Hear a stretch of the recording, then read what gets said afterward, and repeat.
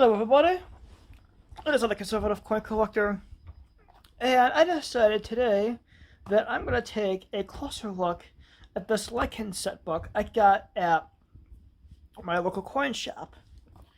Got it probably a week or two ago, and I got it for like $5 or $10, and half the spots are filled, which is pretty cool to get a somewhat filled set book here. But take a look at the inscription here. It says Lycan Scent Series Volume 2, including proof-only issues from 1959 until 2011. And it goes into how the Lycan scent was created for Lincoln's 100th birthday. And Victor David Brunner did the design. And his initials were too conspicuous. So not long after the release, the VDB for Victor David Brenner was removed. Actually, the VDB would be on the wheat scent. And you see how the space down below the wheat stalk is empty? The VDB was right there. The book says the original composition was bronze, copper, tin, and zinc used from until on in 1942, from 47 to 61, and the 43 cents were, steel. And it basically goes to, it basically explains the rest of the history. I've gone through all that on my channel before, and all these coins are face value pretty much. There may be only one or two of them I do a deep dive on, but these are pretty much all going to be face value. Because keep in mind, I got the book and all the cents in this book for like $5. So I'm thinking that the spots that aren't filled are the rarer ones. But like I got a 1959 and 59D, 61s, 62s, 63s, 64s, and the Ds. The 5, 6, 7, 8, 9. The 68S Proof.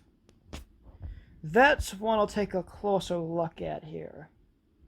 Looking at the PCGS, that says they had a mintage of 3,041,506.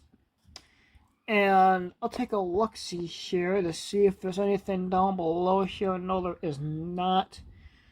But we got red, cameo, and deep cameo. You can kind of see the pictures there, and there. But I don't see anything on the value. It's in good condition. Oh. It's definitely in a great condition, and if it was graded MS66 red, it would be between 20 and $60. Getting stuff graded it takes a lot of time and is expensive, but if you own a coin shop, it's worth it because you could get the most bang for your buck out of the coin. But I'm going to keep it in here, and these coins are not gonna get any. This is as good as they're gonna look, and they're gonna remain this good looking. And the 1969 S Proof is also what I'm gonna look at. And in fact, I could go to the end of the book here.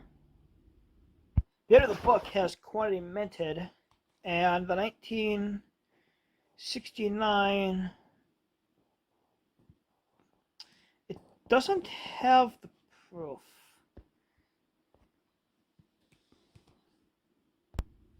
It does have the S's, but the S's like the 68S.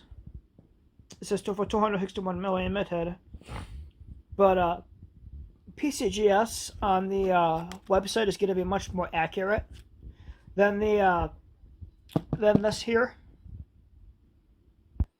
Moving right along, we have 1970s. The small dates are missing, and the large date and the proof are missing because those are harder to find. The 71S proof is missing. taking a look at the small date 1970s, it can be between 10 to 50 bucks on the lower mint grades, but if it's in a higher grade, it could be between 10 and $600. The large date, being the more common date, is between 10 and 50 cents circulated, but higher examples are between $1 and $5. So the small one is what you needed to look for. And how about the 1971? It's between 10 and 50 cents in regular condition because of how many were minted. And era varieties can be worth 100 to over 5,000, and depends on what you got. And it's common making the condition for the primary factor higher, and I'm not gonna get into all that. 71S proof, 72, 72S, 72S, 73S, and the 75 proof. 1 to 10 cents for this. This is between $1.50 and $7.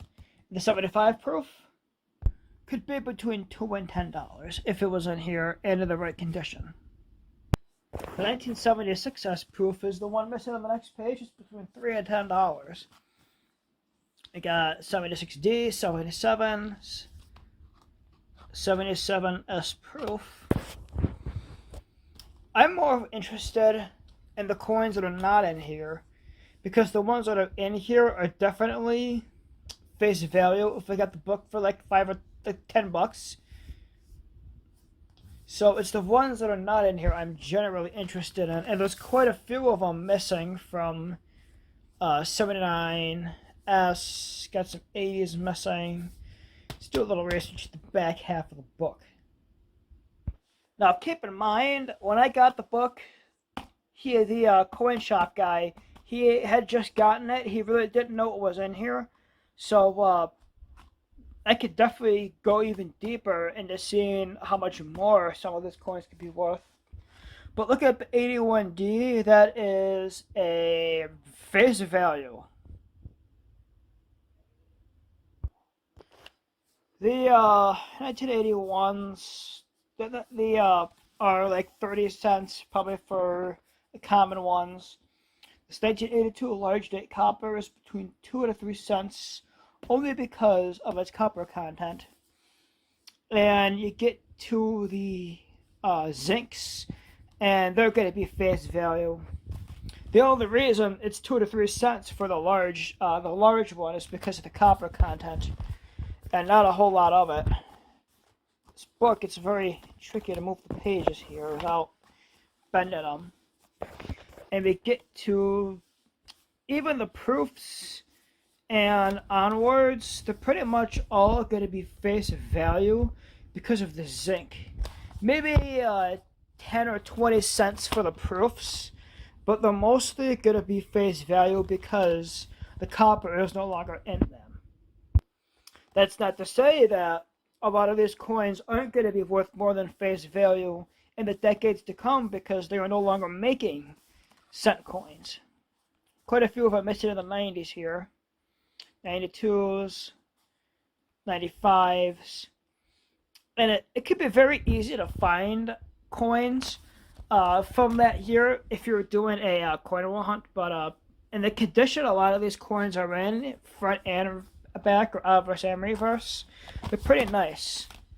And when we get to 1999, we have the 99, 99D, and 99S proof. And this is going to be a face value proof coin because they made a lot of them that year.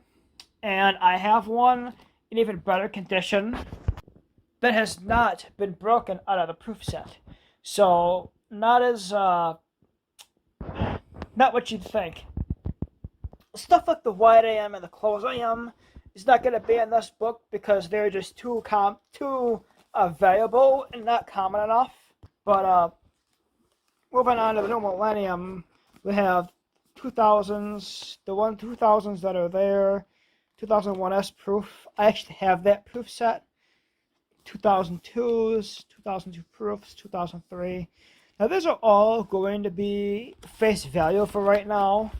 And moving on to the next page here. they're all going to be face value as well. We got 2007, 2008, 2009s, and the only one that's missing is 2009 proof birth and childhood. I have a 2009 proof set, so it's also going to be face value. 2010s and 2011s. And the book may not be 100% accurate for a couple of coins here, but I can get to the end here, and it's going to be pretty spot on. Like 1999, over 5 billion minted. These over 6 billion minted. Only about 2.5 billion of the proofs, but they're still going to be common, being they're not copper. And then getting into the new millennium, you have billions, maybe only a few million for the proofs.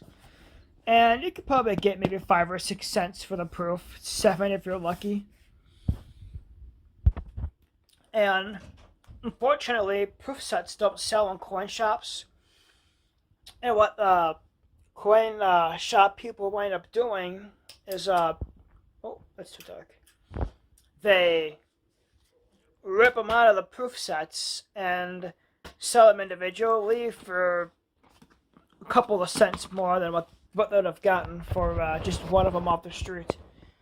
So proofs aren't as valuable as people would think, unfortunately. I'm a conservative coin collector. Don't forget to like, comment, subscribe, and share. Thank you for watching. Peace out.